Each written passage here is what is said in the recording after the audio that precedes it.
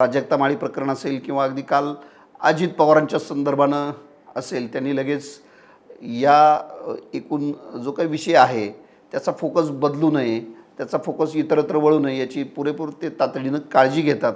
प्राजक्ता माळींच्या विषयामध्ये त्यांनी तातडीनं दिलगिरी व्यक्त करून तो विषय संपवला.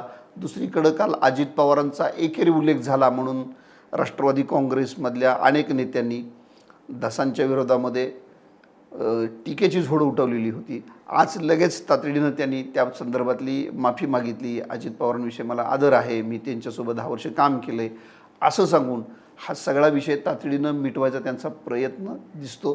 त्यांना एकच फोकस त्यांचा जो आहे, जो प्रत्येक भाषणामध्ये, प्रत्येक मोर्चामध्ये, प्रत्येक प्रेस कॉन्फरन्समध्ये आणि ते मीडियाशी जिथं जिथं बोलतात तिथं ते कधी प्रत्यक्ष कधी अप्रत्यक्ष धनंजय मुंडेंचंच नाव घेतात. या सगळ्या प्रकारामध्ये धनंजय मुंडे हाच त्यांचा फोकस दिसतोय.